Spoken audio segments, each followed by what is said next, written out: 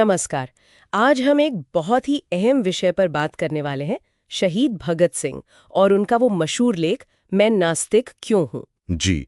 और हमारे पास जो जानकारी है वो इस लेख को सिर्फ ईश्वर को मानने या ना मान्यता तक ही सीमित नहीं रखती। हाँ, मतलब ये उससे कहीं आगे जाती है। ये नास्तिकता को जिम्मेदारी के गहरे विचार से जोड़ती है। बिल्कुल।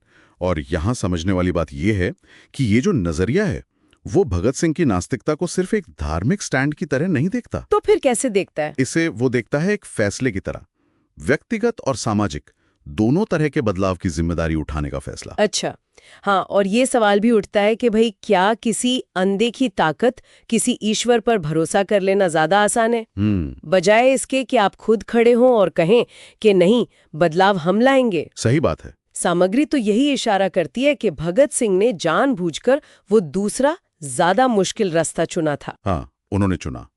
और उनका वो कथन बहुत पावरफुल है, मैं नास्तिक हूं और मुझे अफसोस नहीं। बिल्कुल। इस दृढ़ता के पीछे की सोच क्या थी? क्या था इसके मूल में? देखिए, उनके लिए नास्तिकता का एक मतलब ये भी था कि किसी सहारे से इनकार करना। सहारा मतलब दैवीय सहारा। हाँ, वो दैवीय या बाहरी सहारा। उनका तर्क इस तरफ जाता है कि अगर समाज बदलना है, हालात बदलने हैं, तो हम इंसानों को ही आगे आना होगा। किसी चमत्कार का इंतजार नहीं कर सकते। बिल्कुल नहीं, किसी दैवीय मदद का इंतजार नहीं। ये एक तरह से आप कह सकती हैं इंसान की अपनी ताकत, अपनी क्षमता पर विश्वास करने का आह्वान था। यानी ये ईश्वर से कोई जंग या लड़ाई नहीं थी, बल्कि इंसानियत को जगाने की कोशिश थी। हाँ, बिल्कुल।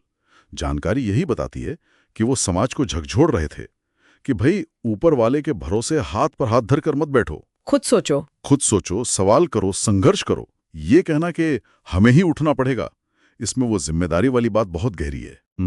और ये जो पारंपरिक धर्म की बहस होती है ना, उससे तो ये बहुत आगे की बात लगती है। बहुत आगे। उनका लेख सिर्फ ये नहीं कहता कि ईश्वर नहीं है, वो इस बात पर जोर देता है कि तरक्की के लिए, आजादी के लिए तर्क चाहिए, विवेक चाहिए और कर्म चाहिए, एक्शन। और भाग्य या किसी भारी शक्ति पर निर्भर रहना, वो उनके हिसाब से हमें निकम्मा बना सकता है, निष्क्रिय। ये एक तरह से सोचने के जो पुराने ढर्रे थे ना, उनको सीधी चुनौती थी। अच्छा, तो ये एक तरह से दिमागी गुलामी से आजादी का भी ऐलान था। कह सकते हैं कि मुश्किल सवालों के जवाब हमें बाहर नहीं खोजने, मंदिरों में या मस्जिदों में नहीं। अपने अंदर, अपनी समझ में, अपने कामों में जानकारी इसी तरफ इशारा करती है साफ तौर पर। इसे ऐसे देख सकते हैं क्या कि ये भरोसा बनाम जिम्मेदारी का चुनाव है? बिल्कुल सही, आपने सही पकड़ा। इसे आप भरोसे बनाम जिम्मेदारी की तरह देख सकती हैं। और भगत सिंह, इसमें कोई शक नहीं, वो जिम्मेदारी का पक्ष चुनते हैं पूरी तरह से।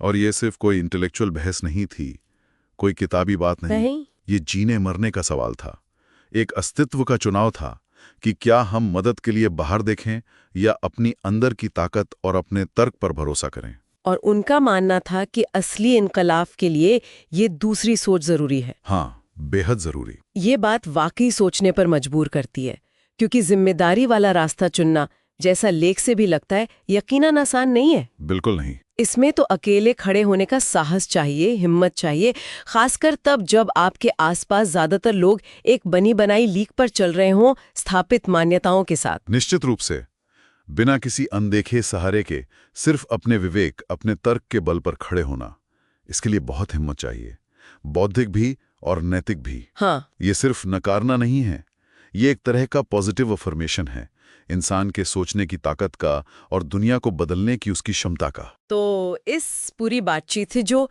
एक निचोड़ निकल रहा है वो ये है कि भगत सिंह की नास्तिकता, जैसा इस सामग्री में बताया गया है, वो सिर्फ इनकार या विद्रोह नहीं थी। नहीं। ये गहरे आत्मचिंतन, तर्क पर टिके विश्वास और सबसे बढ़कर बदलाव लाने की जिम्मेदारी को अपनाने का प्रतीक थी। बिल्कुल। और ये हमें एक बहुत गहरे सवाल के पास छोड़ जाती है सोचने के लिए। क्या? कि क्या कभी-कभी हमारी जो मान्यताएं होती हैं, चाहे वो धार्मिक हो या कोई और, क्या वो जिंदगी की जो ठोस सच्चाइयां हैं, जो मुश्किलें हैं, उनका सामना करने की जिम्मेदारी से बचने का एक आरामदायक तरीका बन जाती हैं, एक कोकून?